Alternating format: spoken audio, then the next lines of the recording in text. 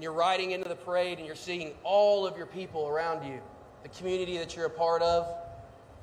And as you circle down here, you come across the curve here, and we all meet right here as one, and you can almost feel your heart beating. You can feel the common heartbeat amongst all of us.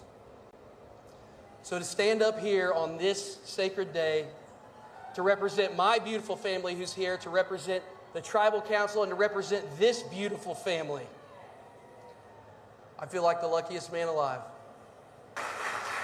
Our nation is strong because of the values that guide us, values that we often preach about, values like Gadoogie here today, values that remind us that true leadership is not about one voice speaking over all the others, but it's about listening to each other, working together to move forward into the future as one cohesive unit with the best interest of our people in mind. And on behalf of all of us on the Tribal Council, welcome to our people's national holiday. Well done. Now I want to remind you, many times our family will leave and people come in and take the place of those that love and care for you. That whole front row was reserved for my family. I want you to look, I still have family there. Even though they're not here, that's what we do as Cherokee. We come in and we fill those roles for one another. But my wife, without her love, none of this would be possible. I would not be the man that I am today. I would be entirely different. So Miss Mako, I know you're out there. I know you can feel my heartbeat, honey. Gagayui, I love you. We gather in a time of change in the country, a season of American division, and a period of uncertainty in the United States. That makes me all the more grateful that it is a time of progress, a season of unity, and a period of great strength in the great Cherokee Nation. In the face of this, we have two choices. We can throw up our hands, or we can roll up our sleeves. The Cherokee people expect the leaders of this government to roll up our sleeves, maintain our priorities, and hold the federal government accountable, and that is exactly what I propose we do. That's exactly what we're going to do.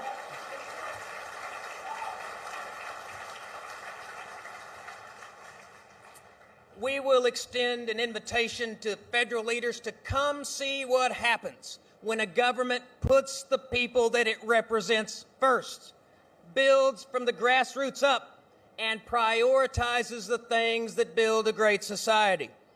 I know that on a bipartisan basis, including members of the Oklahoma delegation, our efforts earn the respect and praise of leaders in this country. And we are counting on their friendship in the years ahead. If leaders of this country want to come see dollars stretched to the maximum and public investments that produce amazing results, I invite them to the Cherokee Nation Reservation to see it firsthand. We can show them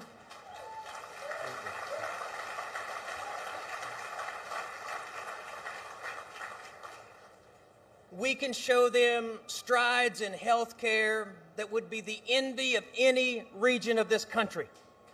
Our goal is not simply an adequate system of health care, but a world-class system of wellness for the Cherokee people.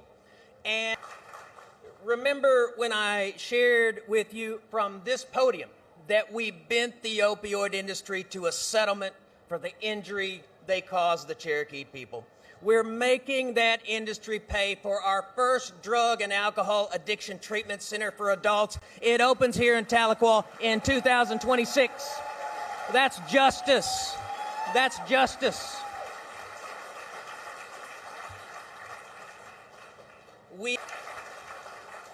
I am pleased to report that 31 days from now, the federal government will turn over the keys to the last Indian Health Service facility within our reservation. We are on a rescue mission to save the Claremore Indian Hospital from decades of neglect. We're going to save it. That is because we cannot wait for the government of the United States to come to the rescue on the housing crisis. We must take the lead, and we will take the lead.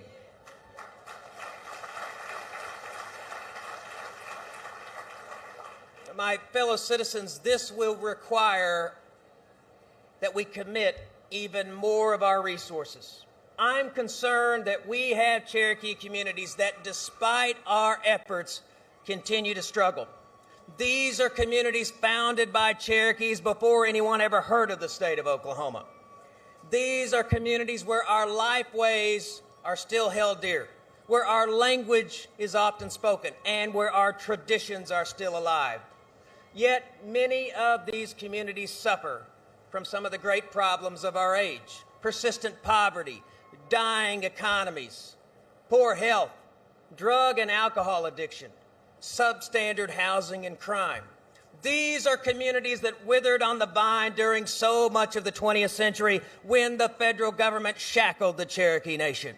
In this century, Cherokee Nation is unshackled and surging ahead. If our communities fade away in this century, it will be our failure. We do not intend to fail. We intend to take action. We're going to take action.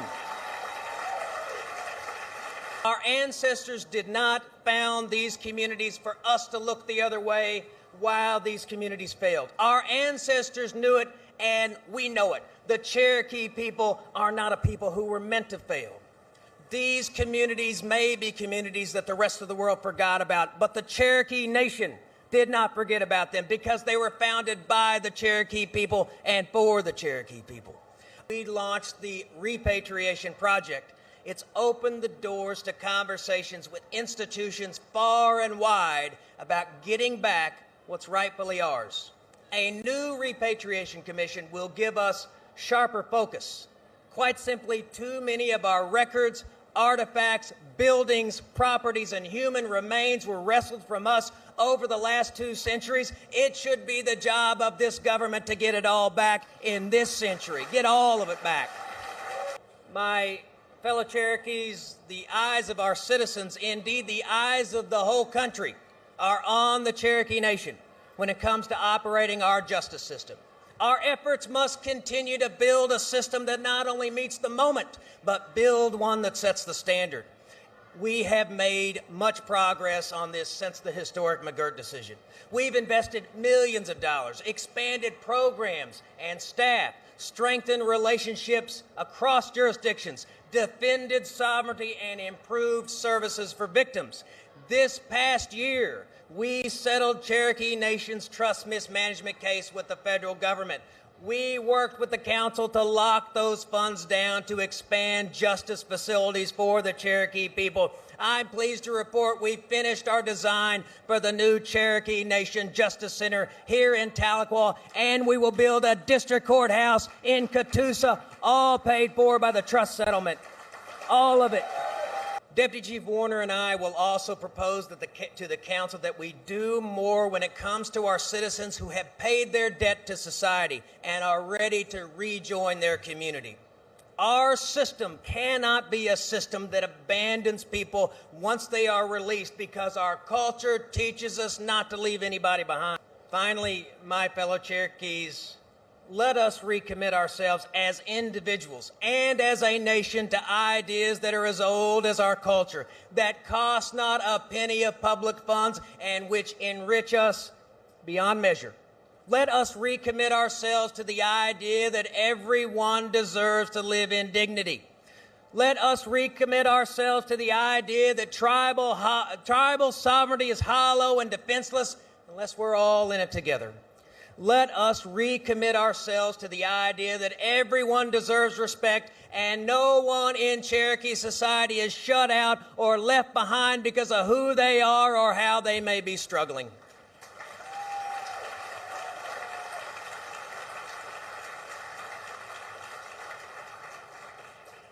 The path forward is clear. In a time of great change in this country, let us be steady and stable.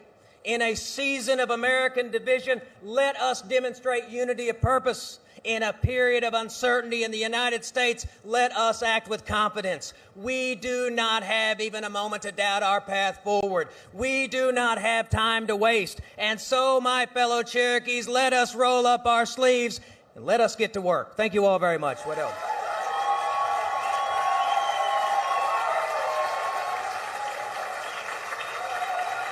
We have